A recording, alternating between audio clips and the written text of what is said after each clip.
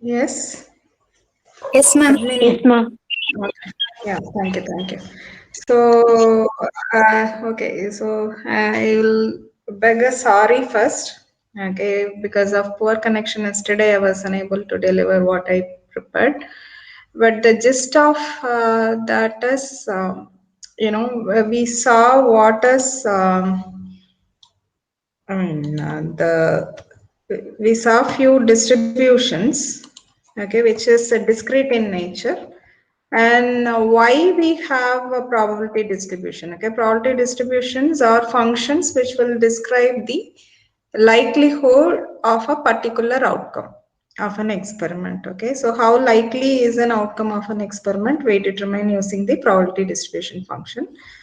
And we saw Bernoulli distribution and binomial distribution, okay, uniform distribution. And from this is where I wanted to continue, okay, because this is important. Okay, okay, so expected value. Okay, so so far we have seen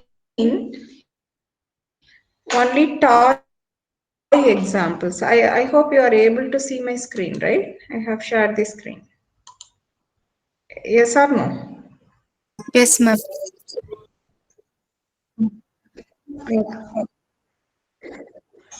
So far we have seen only the toy examples. Okay, is it always possible for us to enumerate the sample space and and we enumerate the events separately and then find out the probability of the event? Okay, is that is not practical, right? So how we can scale that? Okay, so let's see what is expected value. Okay, suppose we have a six-sided die marked with 5 3s and 1 6. Okay, so we have a six-sided die. Out of the 6 sides, 5 sides are marked with 3. Okay, and only one side has 6. Okay, so what would you expect the average of 6,000 rolls to be? Okay, so one way is that we conduct this experiment 6,000 times, okay, and mark or note down what is the actual outcome, okay, whether the die turned out to be 3 or it turned out to be 6, okay, and then find the real average. Okay, so this is one way, but this is highly impractical, right? Because this is 6,000 trials or the 6,000 experiments we have to conduct. Okay, so we will apply the toy example that we have seen. Okay, and particularly we will apply the Bernoulli distribution. Okay, so we will assume that 3 is the success and and 6 is the failure. Okay, so roughly we can expect that out of, suppose if I roll the die for 6 times, okay, because there are 6 different sides. Okay, suppose if we roll the die for 6 times, okay, since there are 5 sides marked with 3, approximately I will get 5 times 3. So 5 out of 6 will be 3 and 1 out of 6 will be 6. Okay, so this is a rough estimate we compute from the toy example. Okay, and now assuming that this to be true, we compute the expected count. Okay, so this is not the actual count, we just compute the expected count. Okay, so expected count of 3 will be 5 by 6 times of 6,000, and the expected count of 6 will be 1 by 6 of 6,000. Okay, so we get 5,000 and 6,000 respectively. Okay, and how do we compute the average? Okay, so 5 see what is an average? If this is the case, I have to add 3 for 5,000 times and add 6 for 1,000 times and divide by the total number of experiments, which is 6,000, right? So that's what exactly we do here. Okay, instead of adding 3 5,000 times, I can simply say 5,000 into 3. both are one and the same, right? So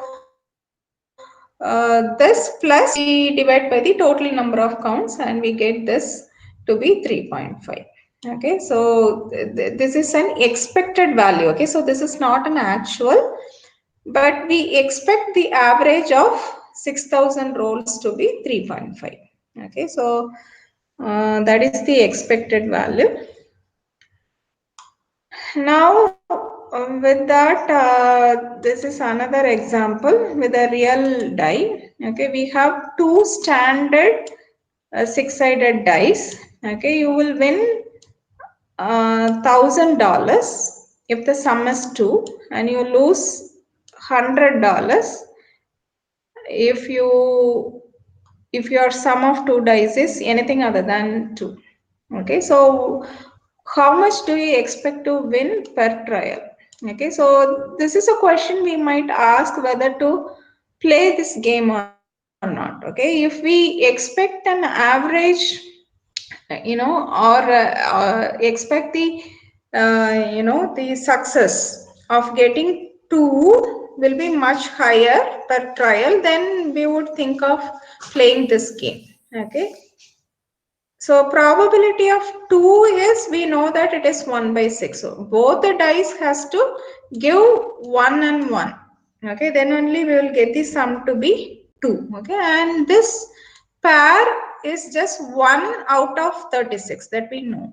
Right, and probability of not 2 is 1 minus 1 by 36. That is, remaining 35 pairs are not going to give the sum as 2. Okay, so it is 35 by 36. Okay, so assuming that we are doing n trials. Okay, so the expected winning is 1,000 if we get, out of 1 by 36 into 1,000 into n is the n number of trials. Okay, and how much we lose? Since we are losing, we are using the minus sign. Okay, so it is 100 into 35 n divided by 36. So if you wanted to calculate the expected amount to win per trial, then we will divide this by n. Okay, and we get a negative value. Okay, which is which says that it is highly dangerous to play this game. Okay, every time we lose more amount of money than we win. Okay, so this is about the expected value. Okay, and formal definition of the expected value is this. Okay, suppose x is a discrete random variable that takes values x1, x2, etc. up to xn with probabilities p of x1, p of x2, etc. up to p of xn. Then the expected value of x is denoted by e of x, and it is defined like this. Okay, so what do we do for each of the value that we have? Okay, we multiply that value into the probability of that value. Okay, so what is this actually? What do you mean by, what is expected value actually? When can you guess from the computation? Whatever we have done here. What is this actually? What is this computation? It is the expected value is nothing but what? Average, right? So are you comfortable that this formula really tells that we are computing the average?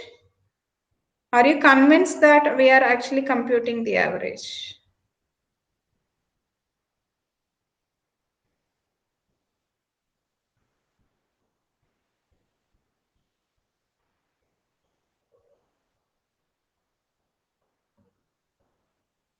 Yes or no? If you are convinced, I'll leave out, otherwise I'll explain.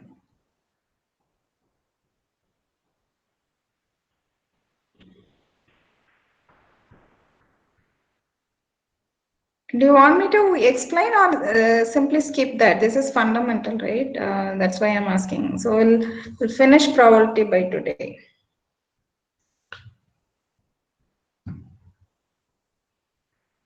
Okay, so assuming you are convinced that we are indeed computing the average. Okay, I'm skipping this one. Okay, so basically this sum will expand to this one and we compute the expected value, right? Now here is a small exercise. So what is the expected value of this random variable given that this is the value of x? I mean the value that x can assume, and this is the PM of. What do? You simply compute what? Can anyone say the computation? Joshika? Ma'am. So how do you compute the E of x? Expectation of P x? of x into x equal to Mm, P of x into x, ma'am. The total so, summation. mm, First value will be 1 by 6 and second will be 1 by 2. And plus 5 into 2 by 3, right? 1 into 1 by yes, 6 plus 3 yes, into ma'am. 1 by 6 plus 5 into 2 by 3.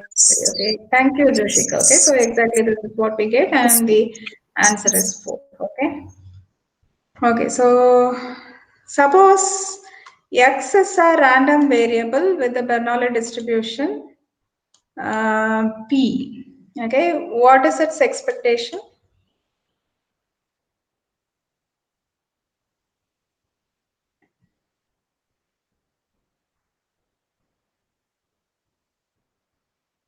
So what are the possible values x can assume if it is following the Bernoulli distribution?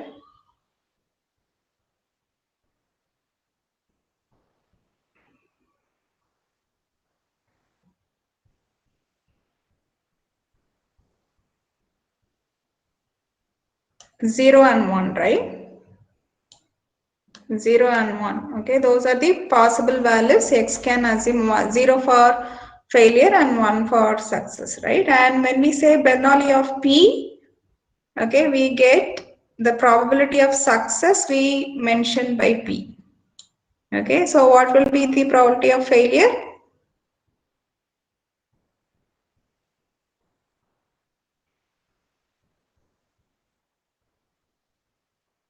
One minus p, right?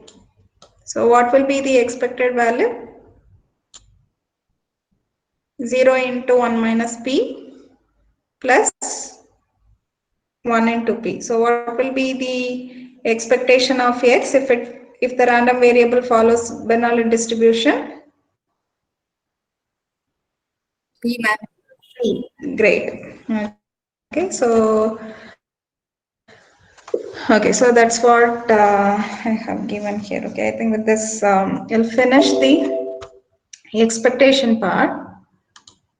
We will jump to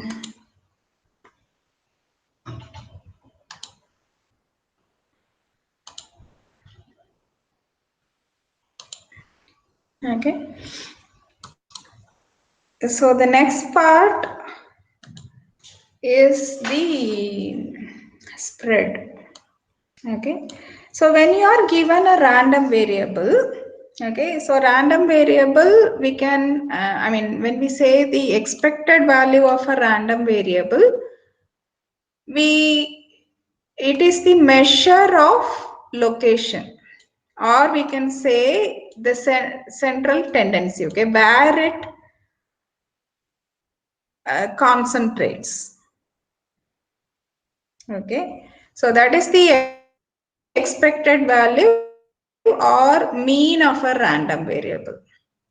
Okay, and when you are asked to represent the random variable, summarize the behavior of the random variable with a single number, the best choice will be to represent the random variable using the expected value or the mean of the random variable.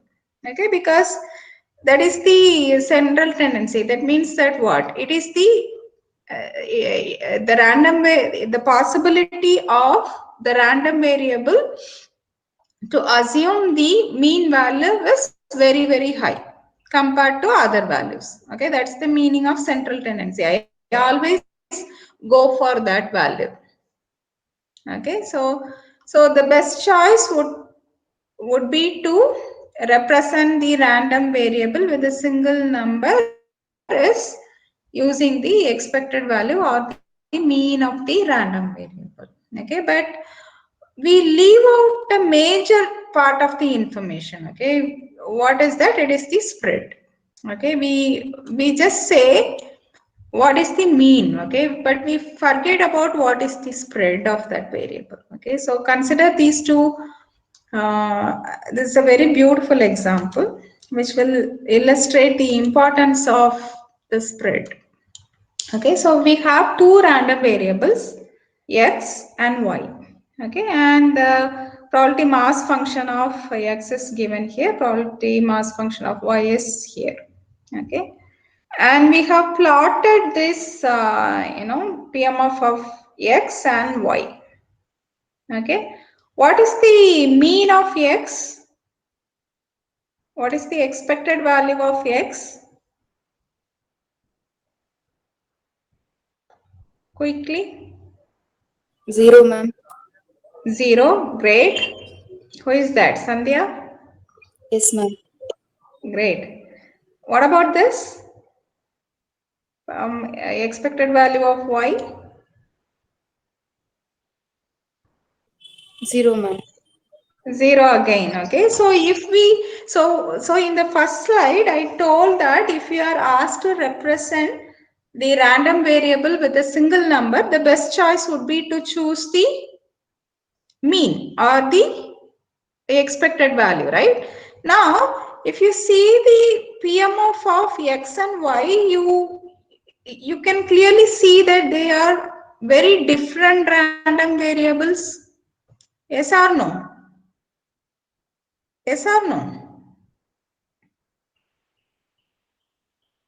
Yes or no? You can clearly see that the distribution of x is like a normal distribution, but here it is not, right?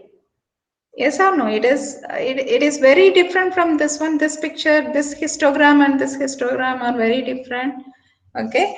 So if we represent both x and y by only their mean, both x and y will be represented as 0. Okay, so and we lose this real picture that is in this figure. Okay, which is the spread of the data. Okay, how the data is being distributed. Okay, that is missing. Okay, so we'll come to what is spread. Okay, which is the variance and the standard deviation. Okay, spread is measured in terms of, or measured in the sense, it denoted in terms of variance and standard deviation. Okay, so variance is a measure of how much the probability mass function is spread out from its center. Okay, or how much deviation is there from the mean of the probability mass function. Okay, so if x is a random variable with mean expectation of x equal to mu, then the variance of x is defined like this. Okay, variance of x is expectation on x minus mu the whole square. Okay, where x is mu is the expectation of x. Okay, so how do you compute this one? So for all the samples, see, whenever you have expectation, you are going to multiply the probability with the quantity for which we are trying to compute the expectation.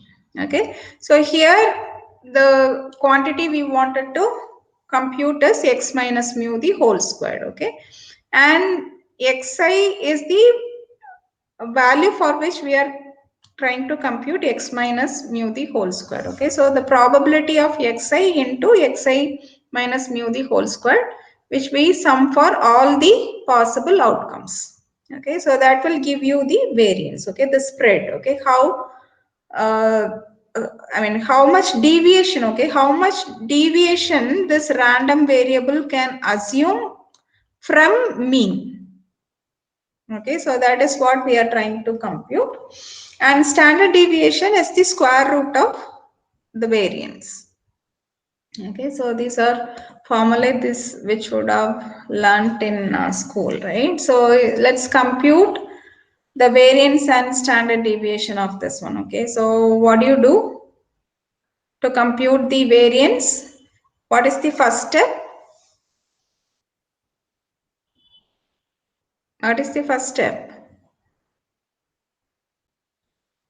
To compute variance, what are all the things we need? We need this mu, right? First we need this mu.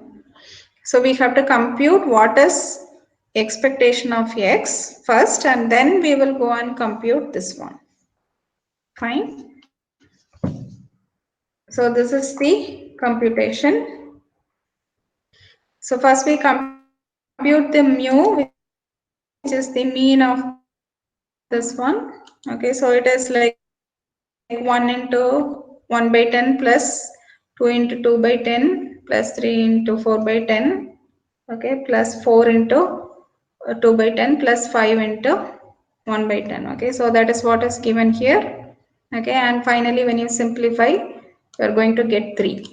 Okay, now you will add a new row, okay, wherein you are going to compute x minus mu the whole square. Okay, this is the value of x, this is the value of mu, subtract it and square it. Okay, so you are going to get this row value. Okay, now you can compute the expectation on x minus mu the whole square. Okay, so this is 4 into 1 by 10 again. Okay, 1 in plus 1 into 2 by 10 plus 0 into 4 by 10 plus 1 into 2 by 10 plus 4 into 1 by 10. Okay, so which is and so this is variance, and the square root of variance is going to give you the standard deviation. Okay, so this is direct substitution of values in the formula, right? Now this is an exercise for you.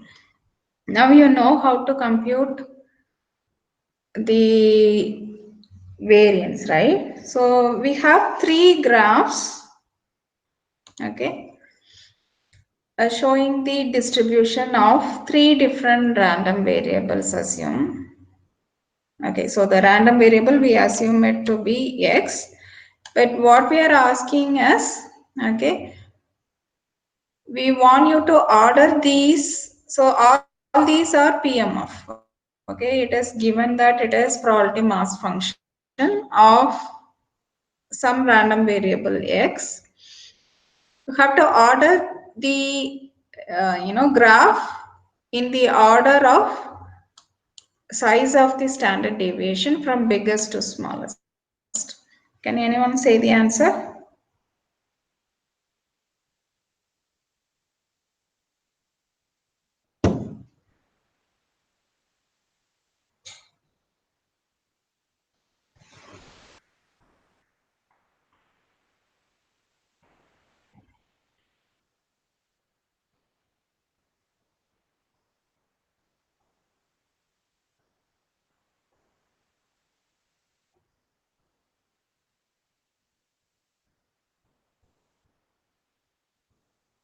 5 minutes, okay.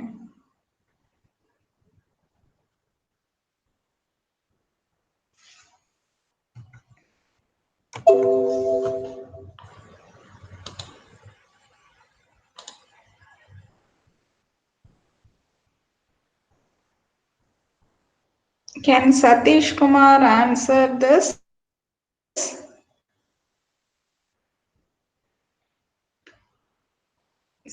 Toy problem still has lot of information.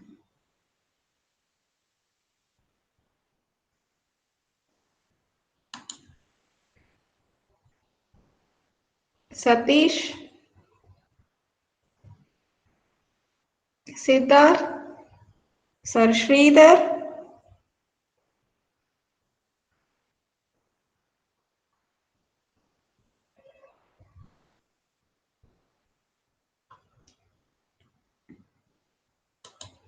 Ma'am இப்பதான் ma'am join பண்ணேன்.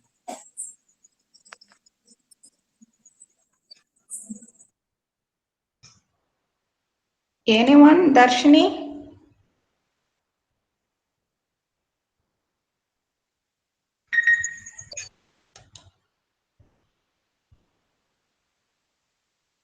Are you able to compute?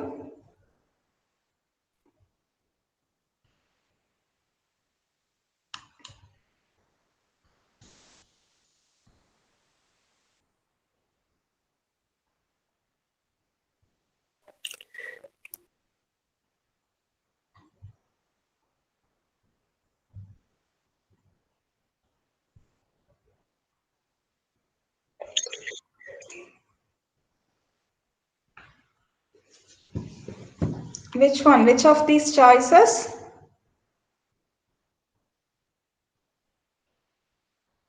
Still computing? I think it's not that hard.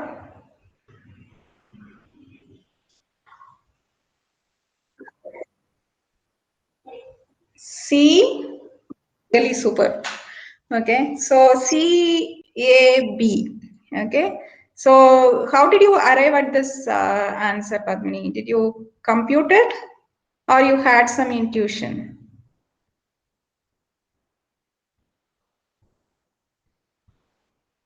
Padmini, did you work it out on the paper?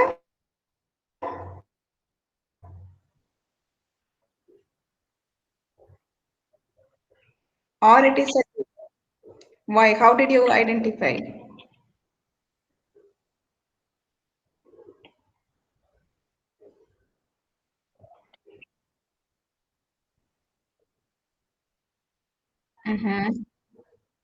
Yeah, okay. So thank you, Padmini. Okay, so actually we need not compute anything here.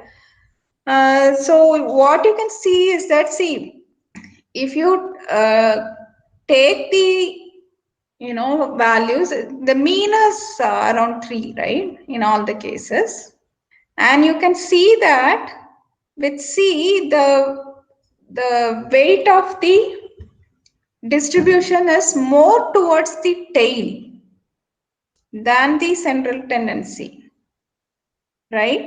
So this is what is going to give you a, when see actually what you're doing, you're subtracting x minus mu, right? And this is going to contribute more on the other data. Okay, this mu, the mu that is going to cancel is very, very small. Okay, so this is going to get the highest spread. Okay, this we do not know because all the units are equally contributing, right? Although the mean is 3. Okay, but here we can clearly conclude x minus mu will be a greater quantity, that will be 0, right? So this is going to get the least, so this is the highest spread and this is the least spread. And therefore this has to come in between this C and B. Okay, so it is, the order is C, A, B. Okay, we need not even compute, but rather we can have the intuition and say. Okay, but one thing that we have to take into account is that all the units of this, I mean the scale that we have considered, okay, have the same units. Okay, even though these x's might be different, okay, we assume that the units of x or the scale in which we have plotted this are all the same. Okay, so that is what is given here. Okay, so the mean is 3. Okay, because all the graph that we have given is symmetric. Okay, and C has most of its weight in the extreme. Okay, that leads to the biggest spread. B has the most weight in the middle. Okay, so this is going to contribute to the smallest spread because x minus mu will be the larger quantity, which will be 0. I mean, the value at mu, okay, the value of x at mu will be the larger value, but that is going to be 0, okay. And therefore, we have this order CAB. Okay, great, Padmini. How about this one? Quick, since you know that this should be easier. Which one? 1 or 2?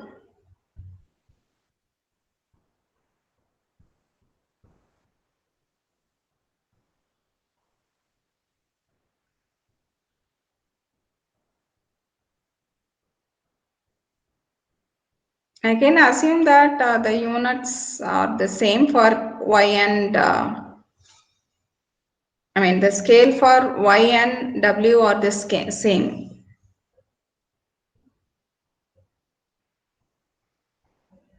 Now, which one will have the biggest standard deviation?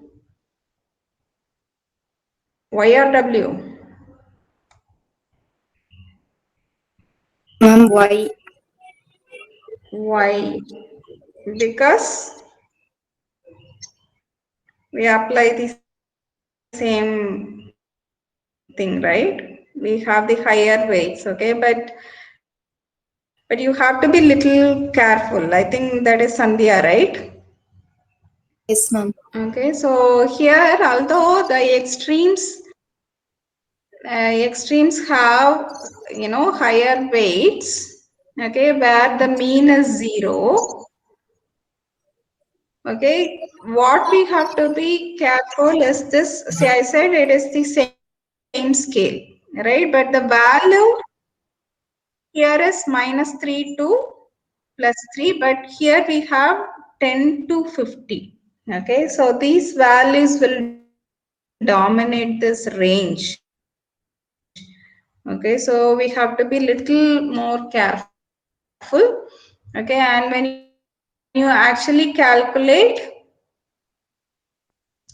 this is what we get. Okay, so don't just get carried away by the picture alone. Okay, you have to be very careful about the scale really matters. Okay, so the scale matters for variance. Okay, so this is the point that I wanted to insist. So when you actually substitute, okay, the variance of y is 9. Okay, and the variance of w, we get it to be 10 into square root of 1.2. Okay, so which is, so the actual answer will be the w gets the higher variance. Okay, now can you prove this? Is this okay or it is wrong? How do you prove this? If x is a Bernoulli distributed random variable with the parameter p, then the variance of x, we claim it to be p into 1 minus p. So how do you compute this one?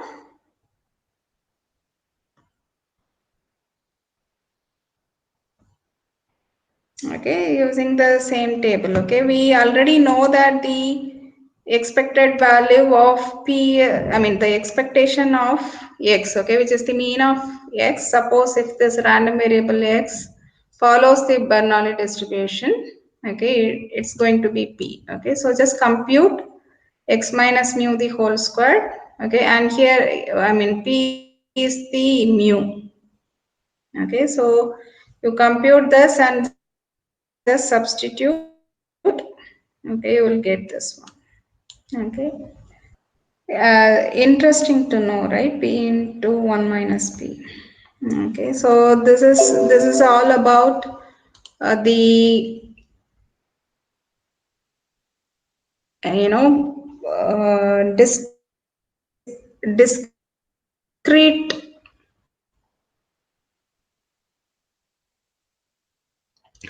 probability distributions.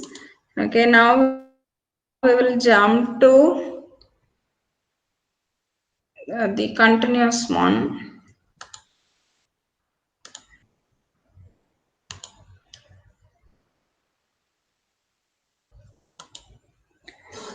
Values, okay, which we can list out. Okay, continuous random variables assume continuous range of values. Okay, it could be finite range or it could be infinite range. But continuous, if you give me any two number, I can find a number in between that. Okay, so that is the continuity. Okay, so it can be between 0 and 1, or it could be some A or B. Okay, so these are finite. Okay, and these are examples of infinite range of values a continuous random variable can assume. Okay, and the probability density function. See here, when we consider the discrete random variable, okay, we call that as a probability mass function. Okay, and when you consider a continuous random variable, we consider this as a probability density function.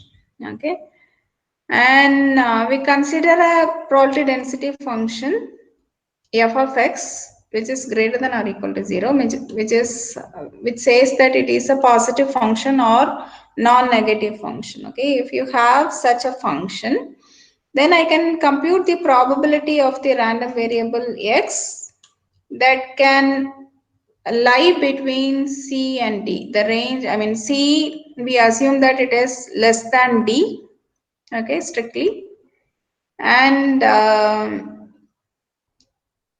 the probability that the x can assume the value between c and d is the area under the curve f of x between this range c and d. Okay, that is what this integration really mean, right? I mean, I don't want to deviate here to integration. You know that integration, I mean, it is an approximation of this function, okay, right? We split this function into small strips of rectangles and find the area under this one, right? And that is what is this integration. Okay, and the cumulative distributive function CDF is given by x assuming the value less than or equal to x. Okay, that is, this is the upper limit. So the probability density function, what is the range of this function? That is, what is the range of f of x? I mean, how long it is, see, I said it is a non-negative function, okay, but what is its limit, okay, from where it starts, from where it ends, okay, so it is from minus infinity to plus infinity, okay. So when we compute the cumulative distribution up to the value x, I start from the minus infinity and end at x, and you know, add all those strips of values, okay. And visualization, this green line, okay, this green curve is the probability density function, okay, f of x. And when you want to compute the probability that the random variable x will assume some value between this range c and d is actually this area, okay, which is shaded in orange or brown, whatever color it is. Okay, so we are trying to compute this area under this curve. Okay, and probability and I mean PDF and probability. See here, although we call this f of x, okay, this is probability density function. This is not a probability. Okay, to get the probability from this one, we have to integrate it. Okay, so that is very, very important. Okay, so this area is the probability, not this curve. Okay, area under this curve is the probability. Okay, and the cumulative distribution. Okay, when we say p of x taking the value less than or equal to some value x. Okay, so it is up to this. Okay, so I have to cover all the area under the curve starting from minus infinity till x. Okay, so that is the cumulative distributive function of x. Okay, so the properties. Okay, so this is one more reminder. F of x is non-negative. Okay, and second thing is that when we integrate this function f of x from minus infinity to plus infinity, it has to sum to 1. Okay, that is the area under the curve f of x from minus infinity to plus infinity is 1. Okay, and unlike the probability mass function, probability density function is not a probability. Keep this in mind. Okay, probability mass function is a probability function. Okay, I can get the probability when we give a value. I can get the probability of that particular outcome. Okay, so it is a probability directly, but PDF is not a probability. Okay, it is just a function which is a positive function. That's all. Okay, so there is no restriction that f of x be less than or equal to 1. Okay, all we want is that the area under the curve, when we sum it from minus infinity to plus infinity, it has to give you 1. The integration has to give you 1, not the function at a particular point. Okay, so f of x can be even greater than 1. No problem. Okay, so let's see an example for this. Okay, suppose x has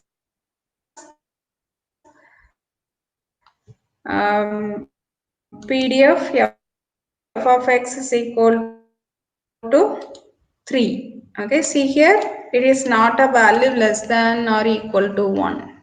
Okay, on the interval 0 to 1 by 3. Okay.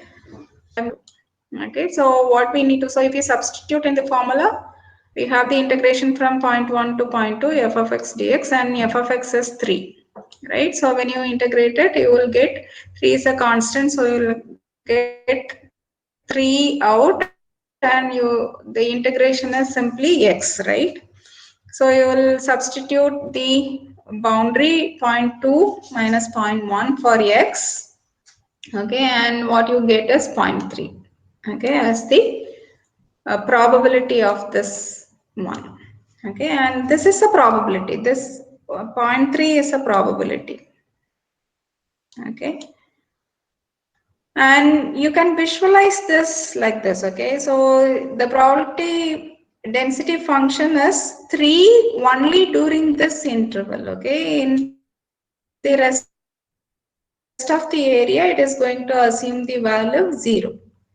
Okay, so only in this area from 0 to 1 by 3, it is going to be 3.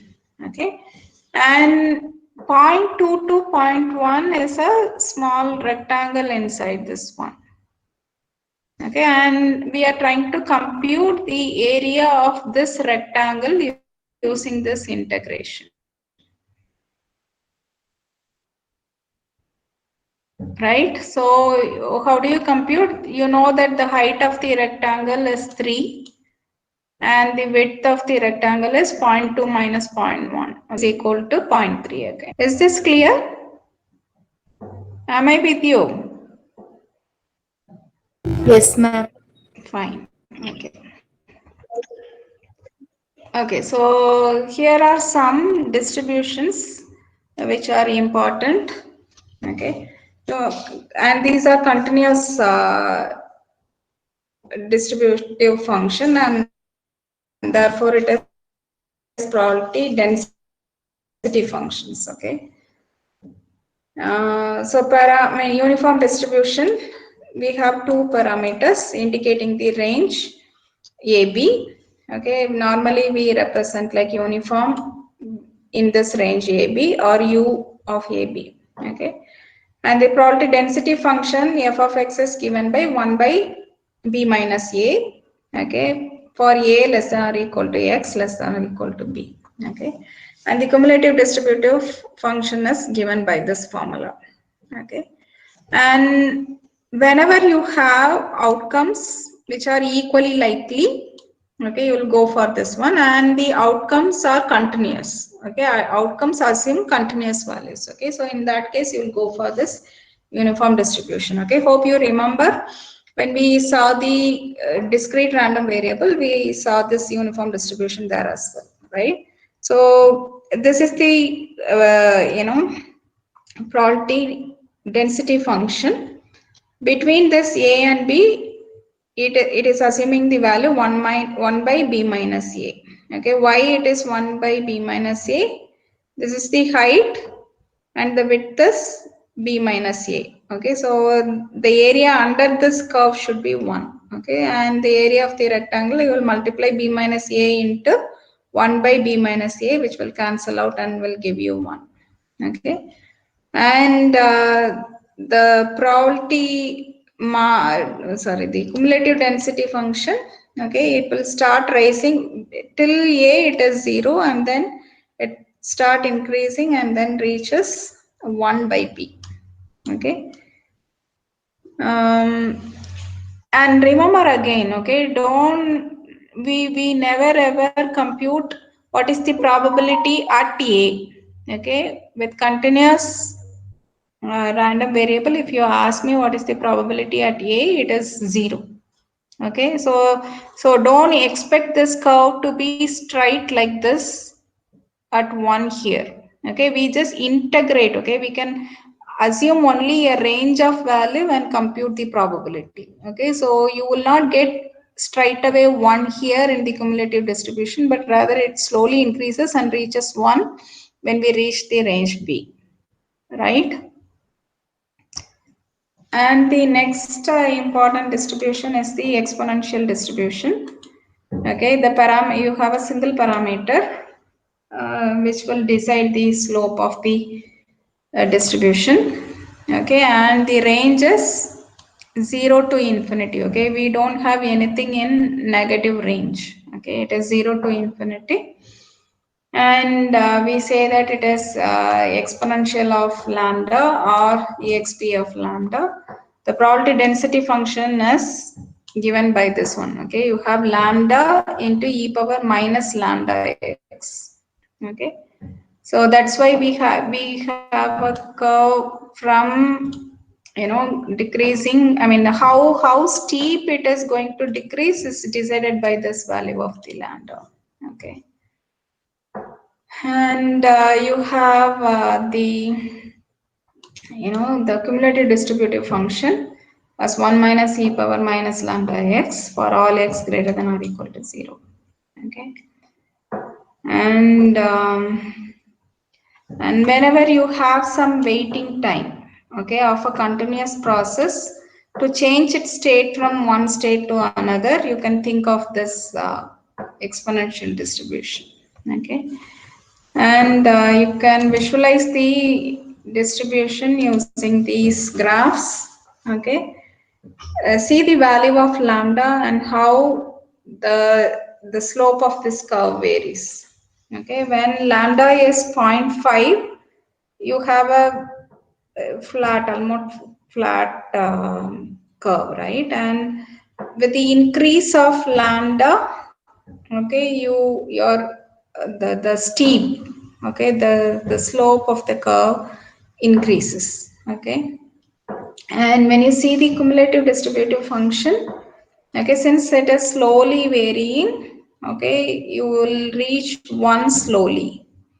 Since this is quickly degrading, okay, you will reach out 1 quickly. Okay, so that is the comparison of this exponential distribution. And the final important distribution is this normal distribution. Okay, this is also called as Gaussian distribution, which we will shortly see again when we discuss the ML principles. Okay, and we have two parameters. One is the mean, the other is the standard deviation, and the range of the function is from minus infinity to plus infinity. Okay, and we usually represent using normal of mu comma sigma square or sigma. Okay, sometimes we represent sigma square or simply sigma. Okay, what is sigma square? Can anyone say what is sigma square? Variance. Variance, yes, exactly. Great, Sandhya, I think so, right? So Ma'am, otherwise, who is that? Joshika. Joshika, sorry, Joshika. Great, you are doing well. Okay. So when we or we represent using this capital N. Okay, and the formula of the probability distributive function is this one. Okay, PDF is this one, 1 by mu into root of 2 pi e power minus x minus mu the whole square divided by 2 sigma squared. Okay, so rather than writing like this, we will, I mean, the quick way to remember is 1 by 2 pi root of 2 pi into sigma e power minus 1 by 2. Take this 1 by 2 out and you have x minus mu the whole square, x minus mu by sigma the whole square. Okay, that is the easy way to remember this formula, and there is no formula for cumulative distributive function. And we use software to compute f of x. Okay, and this would model anything. Okay, most commonly used probability density function is this normal distribution function or Gaussian distribution function. Okay, almost everywhere. Okay, and this is how it looks. Okay, so you have the values from minus infinity to plus infinity. It doesn't die here. Okay, it goes till the minus infinity to plus infinity. And if you sum up, okay, it will slowly increase and reach 1. Okay, and see, this is the important thing. Okay, when you increase the lambda, okay, the spread will be more. Okay, see here, when you increase the sigma, not lambda, it is sigma. Okay, the variance, okay, the height of the curve will decrease because the spread is more. Okay, and as you narrow down the spread, okay, the height of the curve will increase. Okay, why? Can anyone say why?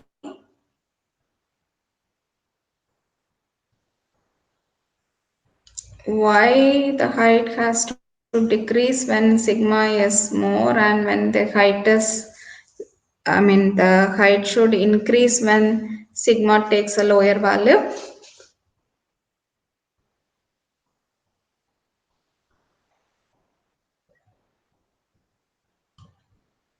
Okay, don't forget, again it is the probability. Okay, so when you integrate the area under the curve, see, this quickly dies, right? I mean, when you, although the curve is going to extend from minus infinity to plus infinity, the value beyond minus 2 here or plus 2 here will be hardly anything greater than 0. Okay, it is like 0.00001. Okay, so it will not contribute much to the area under the curve. Okay, so when the variance is less, it has to be tall enough to make sure that the area under the curve is 1. Okay, when it is having less variance, okay, the values even in the tail could contribute to the area of the curve. Okay, so that's all I wanted to say for today. Okay, so with this, we are putting an end to probability discussion. Tomorrow we will discuss about the linear algebra. Why we wanted to learn linear algebra? What is its contribution to ML and other things? Any doubts so far? Okay. No, So ma'am. if there are no doubts, okay. So if there are no doubts, I'll end the meeting. Okay. Thank you. Good night.